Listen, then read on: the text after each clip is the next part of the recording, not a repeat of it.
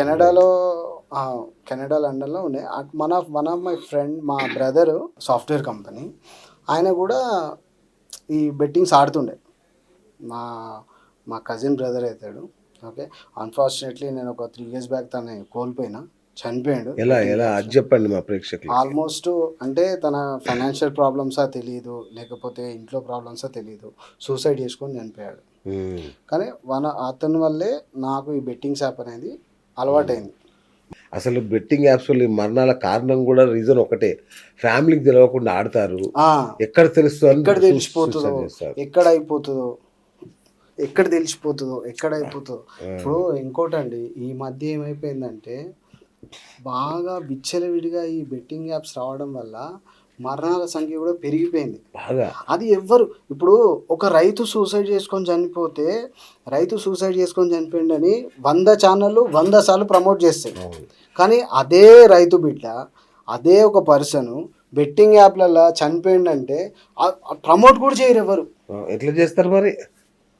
అరే వాడు అదే వీరమరణం పొందాడా, వాడి లైఫ్ ఓకేనా, వాడి లైఫ్ చనిపోయిండు, వాడి ఒక 20 years 30 years ఉండందే వాడైతే ఒక నాలెడ్జ్ అయితే ఉండదు కదా.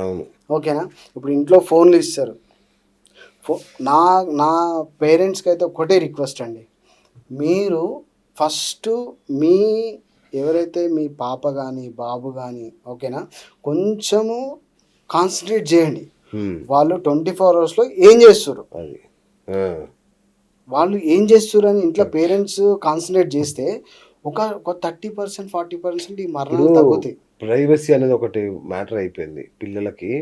చిన్న పిల్లకే తలా ఒక రూమ్ ఇచ్చేస్తున్నారు. వాడు ఏం చేస్తున్నాడు, ఆ రూమ్లో పోయి గొల్లెం పెట్టుకుంటే ఏం చేస్తున్నాడు కూడా తెలియని పరిస్థితి పిల్లలది. బ్రో అది వాస్తవమే, ప్రైవసీ అనేది ప్రతి ఒక్కరికి ఉంటుంది. కాకపోతే మీరు కంట్రోల్ చేయాల్సింది ఏంటంటే ఫైనాన్షియల్ కరెక్ట్ కంట్రోల్ అనేది ఉండాలి. మీ అబ్బాయికి డైలీ ఎంత ఇస్తున్నారు, వాడు ఎవరెవరితో తిరుగుతున్నాడు. ఇప్పుడు మీరు ఒక 1000 రూపీస్ ఇచ్చారండి ఈరోజు, సో అండ్ సో మీ సన్ పేరు కుమార్కి ఒక 1000 రూపీస్ ఇచ్చారు.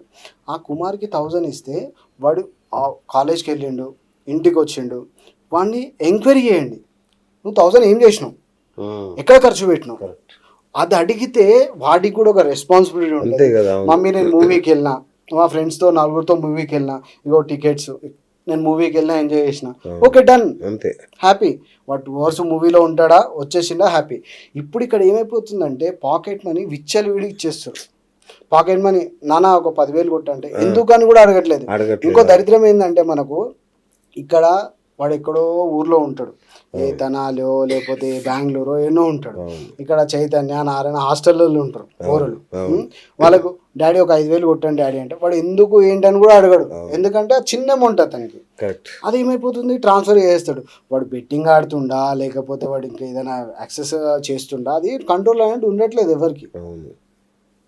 ఆ కంట్రోల్ అనేది ఉంటే ఈ మరణాలు కూడా తగ్గుతాయండి. కరెక్ట్ అన్న. మీరన్నీ పోగొట్టారు డబ్బులు? నేను చాలా పోగొట్టాను బ్రో, ఒక 3 CR దాకా పోయి ఉంటుంది అది.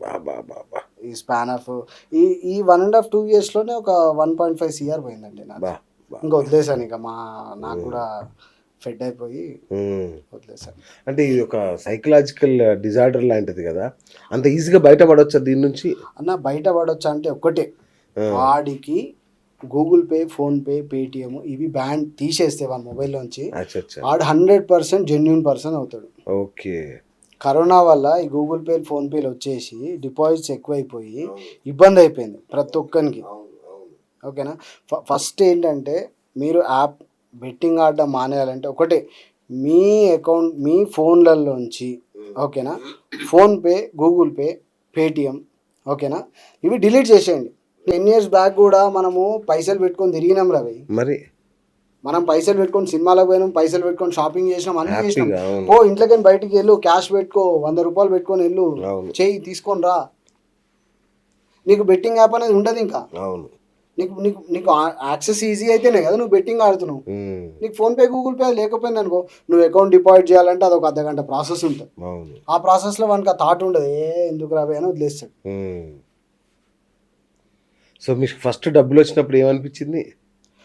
నాకు ఫస్ట్ టైము ఒక 12 lakhs కొట్టాయండి ఫస్టే ఫస్ట్ అంటే ఒక 12 లక్షలు కొట్టాయి రీసెంట్గా. అంటే నేను ఆడటం ఎప్పటి నుంచో ఆడుతున్నాను. అదిలేండి. నేను మీకు ఈ ఆన్లైన్ గూగుల్ పే ఫోన్పే లేనప్పుడే నేను 2012 నెట్ ఎల్ఆర్ అని ఒకటి ఉంటుండే మనకి, ఇంటర్నేషనల్ గేట్వే.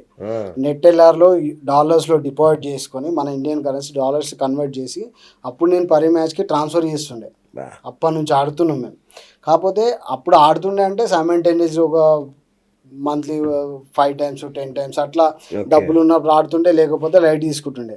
కాకపోతే ఈ కరోనా తర్వాత ఏమైపోయిందంటే విచ్చలు విడైపోయింది. ఇప్పుడు ఎవరికైనా చూడండి, ఫోన్పే మీ ఫ్రెండ్ ఉండు, ఫర్ ఎగ్జాంపుల్ ఒక 5 years బ్యాక్ ఒక 5,000 లేకపోతే ఒక 10,000 కావాలనుకుంటే ఫోన్ చేసి అరే ఒక 5,000 కావాలంటే వచ్చి తీసుకపోరా అనేటోడు. అప్పుడు ఏంది, మనం ఈ ఊర్లో నుంచి ఆ ఊరికి వెళ్ళి వాళ్ళ దగ్గరికి వెళ్ళి తీసుకొని వచ్చేటోళ్ళం, అవునా? ఇప్పుడు ఏమైపోయిందంటే ఈజీ యాక్సెస్ అయిపోయింది. ఈ టెక్నాలజీ వల్లనో ఏదో ఈజీ యాక్సెస్ అయిపోయి అరే ఒక 10,000 పంపిరా అంటే సరిపోతాయా, 20,000 కొడుతాడు. ఆ 20,000 ఏం చేస్తాడు, బెట్టింగ్ యాప్లో ఆడతాడు. మీకు ఎప్పుడు పోయినప్పుడు ఎట్లా ఉండే మీ పరిస్థితి? పోయినప్పుడు అంటే ఫ్రస్ట్రేట్ అయినాము. మా బ్రదర్ చనిపోయినప్పుడు అయితే ఒక 6 months నేను మనిషి కాలేదు. ఫస్ట్ నేనే వెళ్ళిన. వాడికి ఏంటంటే బ్రో, ఏ విషయమైనా నాతో షేర్ చేసుకుంటాడు. వాడు పొద్దున వాడు ఎంత క్యాల్కులేట్ ఉంటుండే బ్రో, రోజు ఏం చేస్తున్నా అనేది ఒక డైరీ మెయింటైన్ చేస్తుండే. అంత డబ్బు పోగొట్టుకున్నా, అంత చేసినా, లేదా అంత ఫ్రస్ట్రేట్ అయినా ప్రతిరోజు వాడు ఒక చికెన్ ముక్క తిన్నా అది బుక్లో రాసేవాడు. ఈరోజు నేను 20 grams చికెన్ తిన్నా.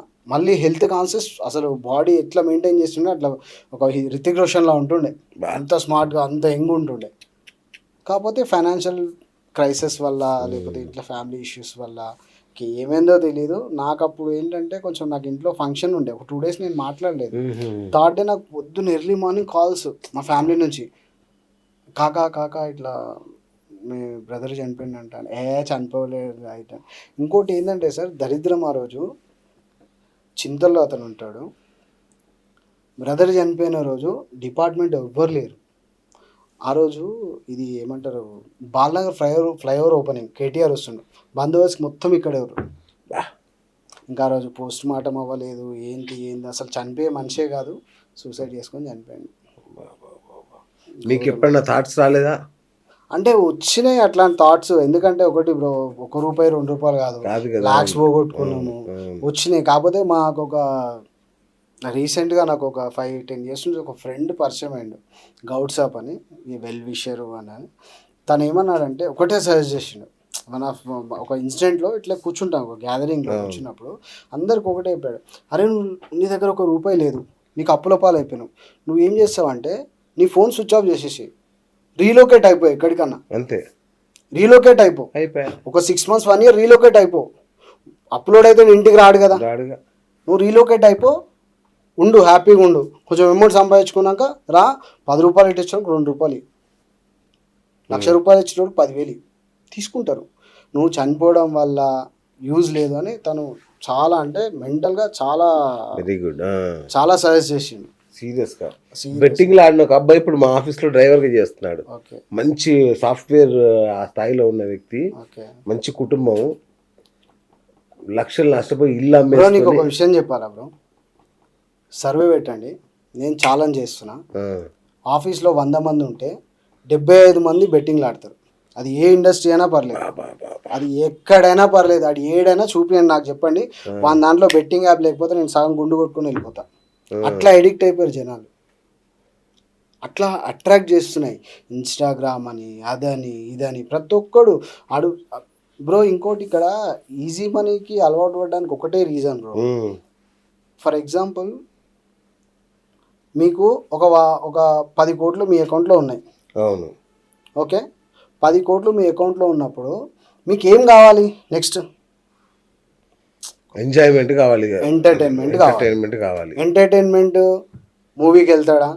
ఓకే, సరే, ఒక గోవా ట్రిప్ వెళ్ళిండా, స్విట్జర్లాండ్ వెళ్ళిండా, ఓకే, ఒక మాల్దీవ్స్కి వెళ్ళిండా, ఒక ₹1,00,000 ఖర్చు అయితే, ఓకే, ఒక 10 లక్షలు ఖర్చు పెట్టుకుంటాడు, ఎంజాయ్ చేస్తాడు, వచ్చేస్తాడు.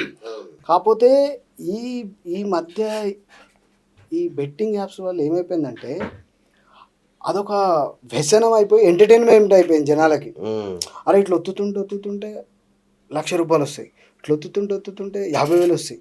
అది ఏమైపోయిందంటే అన్ఎక్స్పెక్టెడ్, అంటే వాడికి తెలిసో తెలియకనో సైకలాజికల్గానో వాడు ఎడిక్ట్ అయిపోయింది ఆల్మోస్ట్. ఇంకా బ్రో మీరు నేను వెళ్దామంటే వెళ్ళండి, సిటీలో ఉన్న ఇప్పుడు మీరు బంజారా జూబ్లీస్ ఏ కాఫీ షాప్ అయినా ఉండండి, ఓకేనా, ఒక్కోసారి ఆ సరౌండింగ్లో ఒకసారి అబ్జర్వ్ చేయండి.